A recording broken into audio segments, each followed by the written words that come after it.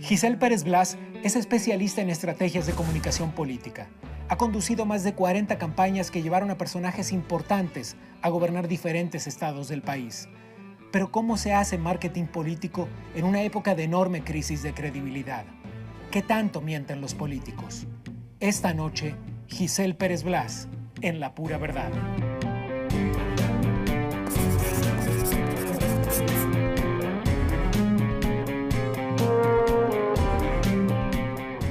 Dicen que alguien que se dedica a la comunicación política es lo más parecido que hay al abogado del diablo.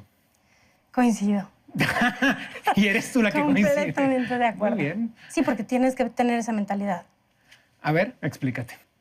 Uno tiene que entrar a cualquier proceso de creación partiendo del peor escenario posible. Un proceso de creación. De creación, Estás de definiendo campaña. la comunicación política, el marketing político como un proceso de creación. Es distinto comunicación política a marketing político. ¿Te dedicas a ambas cosas? No. ¿Seguro? Definitivamente. Yo creo que si hay algo que he trabajado mucho en mi vida es diferenciar eso. La comunicación estratégica y política del mero marketing. No es por despreciar el marketing, pero el marketing tiene que ser como una herramienta. Y la comunicación política es una vocación, un oficio y una responsabilidad que te vuelve actor político. ¿Lo estás diciendo bonito solo porque quieres escaparte de la responsabilidad? No. La responsabilidad es muy clara. A tu primera pregunta, sí. Definitivamente creo que hay que ser el abogado del diablo. Tienes que contemplar los peores escenarios posibles. Tienes que evaluar el contexto social, lo que tiene tu candidato, tu gobernador, el personaje político, la crisis que tengas que manejar y mapearlo dentro de un contexto social. Tú puedes tener el mejor candidato posible y resulta que el contexto social en ese momento no es el ideal para él. Entonces tienes que navegar en ese esquema de dualidad entre los peores escenarios posibles, lo que tienes que mostrar de él para que la gente lo acepte, aquellas cosas que es importante no tocar porque el contexto social no te lo permite, porque el ánimo, la emoción social no te la permite, y luego decidir qué toma de decisiones son las que hay que hacer, para bien o para mal. No hay moralidad. ¿Es bien o mal? Del norte a sur, has llevado unas 40 campañas políticas. Y ahora me hablas de lo que hay que mostrar del candidato y lo que no conviene abordar. Entonces la pregunta concreta es, en campaña, ¿un candidato dice siempre la verdad? No, yo creo que no. Porque como seres humanos no decimos siempre la verdad. Te voy a poner un ejemplo. ¿Tú dirías una verdad que te hace sumamente vulnerable a nivel personal? Aquí las preguntas las ¿No? hago yo. Pero en ese caso, ¿no? No podrías. Tú también como entrevistador, yo como estratega, en general hay una parte que buscamos proteger porque somos vulnerables y somos seres humanos. Entonces no puedes todo el tiempo decir la verdad. En una crisis durante una campaña política, de las que te has haber enfrentado a muchas seguramente, ¿cuánto se soluciona y cuánto se oculta, no se aborda como tú dijiste? En mis campañas todo se soluciona. Si lo ocultas, no solo no lo resolviste, sino que además creaste algo más grave. Es más, yo tengo un reloj. Tú tienes que enfrentar la crisis en menos de 2 horas de que sucedió. En 2 horas. 2 horas, para que en 24 horas hayas podido reenrutar. Cuando pones estos tiempos, estás hablando de los tiempos mediáticos, de lo que tarda en conocerse, en explotar, ¿en qué? No, primero, para que tú controles una crisis, primero vas a tu estructura, a tu equipo, dentro de campaña. Si no la controlas en lo interno, ¿cómo vas a tratar de controlarlo en lo externo? Ese es el grave error. Cuando tú tratas de una crisis, un escándalo, un problema, una cuestión de este tipo, ocultarla, pierdes mucho tiempo en crear una mentira que te van a descubrir y además no logras contener el proceso interno. Todas las crisis generan miedo, incertidumbre, enojo, decepción, entre los que las cometieron incluso.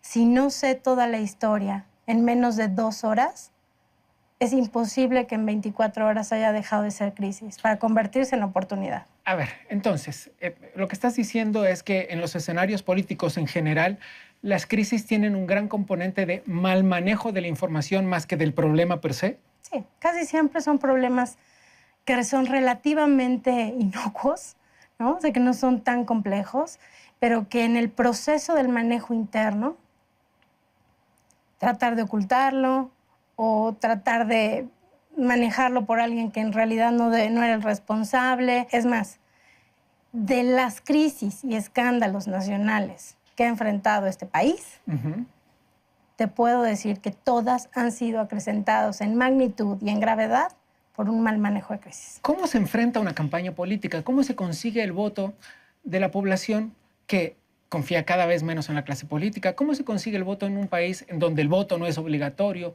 ¿Cómo se acerca el político al votante? Primero, creando esperanza. El Suena vender sistema espejitos de político, colores. ¿no? El sistema político y el sistema electoral mexicano se basa en la inacabable esperanza del mexicano. De que con un nuevo ¿Y es proceso, una característica de México? con un nuevo líder, no, también en Latinoamérica lo hemos detectado. Muchos de los sistemas sociales los que se desarrollan de apoyo, de desarrollo social, de apoyo electoral, de apoyo, en fin, tienen o han tenido su base en esa esperanza inacabable del mexicano de que con la siguiente administración, con el siguiente líder, las cosas van a cambiar. Y siempre es el siguiente, no importa el partido, no importa el candidato, siempre es el siguiente. No necesariamente, ¿eh? ¿No crees que hay un componente de eso, de ser los eternos inconformes con el que está? Porque primero era que no teníamos alternancia, después tuvimos alternancia, después otra vez, y siempre es el siguiente va a solucionar lo que no importa quién sea y cuándo hablemos, no hizo bien. Creo que tiene que ver no tanto con el siguiente, sino con la diferenciación. Te pongo un ejemplo. A ver. Tú puedes querer cambio, pero cambio de un arquetipo y no necesariamente de un sistema. Cuando la gente te pide cambio de sistema, sabes que va a cambiar de partido, que está inclinado a cambiar de partido. Pero cuando está tratando de cambiar de arquetipo únicamente, sí tiene que ver con los resultados directos y estrictamente asignados a un individuo. Voy a simplificar un poco la palabra. Cuando dices arquetipo, podríamos llamarle personaje, personalidad. Exacto. Pero además un tipo de personalidad. O sea, yo veo a Giselle y ya no quiero a alguien como Giselle. Quiero el opuesto. El mexicano tuvo un cambio en su propia narrativa. Está construyendo desde las heridas locales. Es mucho más crítico, ¿no? Te estás enfrentando. Todo el mundo habla del antisistema, pero no terminan de entenderlo. El antisistema no es aquel que se queja todo el día.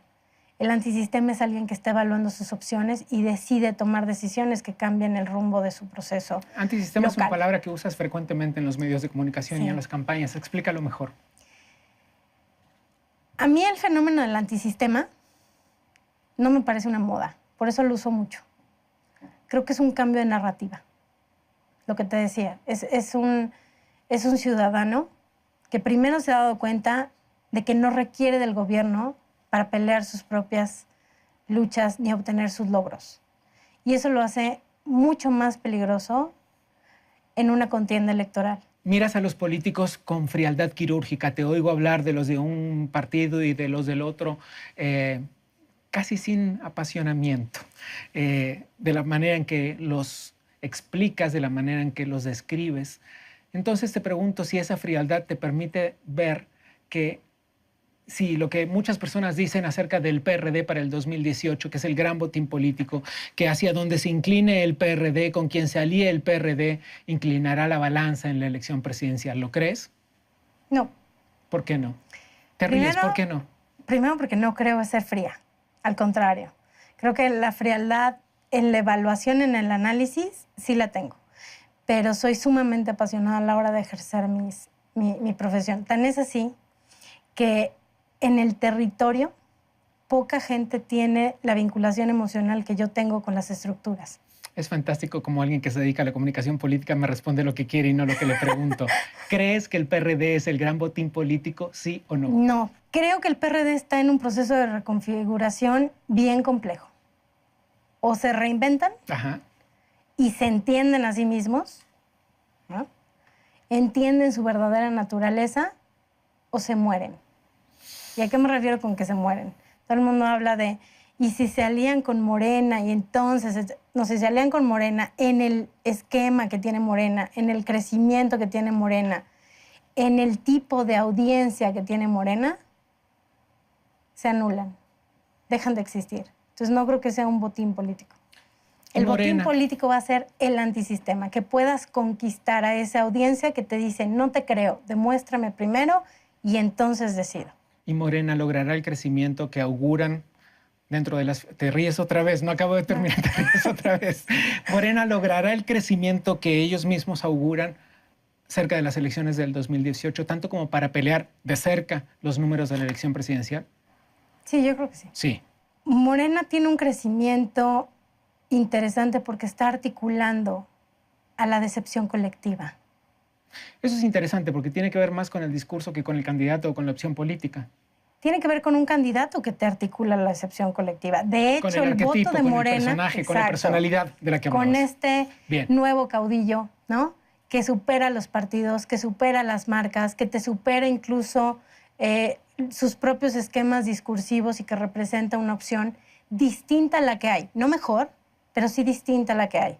Y entonces todo aquel que quiera castigar el actual sistema se verá mucho más inclinado por ese tipo de candidato.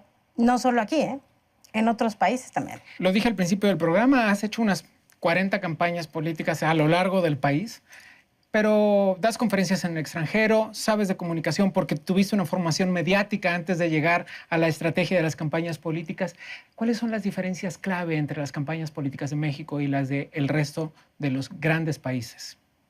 Mira, por ejemplo, creo que la parte científica que tienen las campañas norteamericanas... ¿Metodológica, a eso te refieres? Y además científica, números, y van midiendo, y tienen todos un protocolo sumamente estricto. Son menos caóticas, porque son menos pasionales, son sumamente racionales. Creo que ahí tenemos una diferencia. Dos, no tienen contextos sociales tan complicados como nosotros, ¿no? En Latinoamérica. Brasil tiene una capacidad de crear comunicación, yo creo que la más eficiente a nivel aéreo, porque por las propias dimensiones del país. Es complicadísimo hacer una campaña territorial. Te refieres a mediático, sí, no a la calle, no a caminar la calle sin hacerlo. O sea, no el de casa en casa, no el puerta en puerta. Fíjate, o sea, nada más ve la dimensión del país, es muy complejo poder recorrerlo, ¿no? A mí, lo que más me ha sorprendido fue Rusia.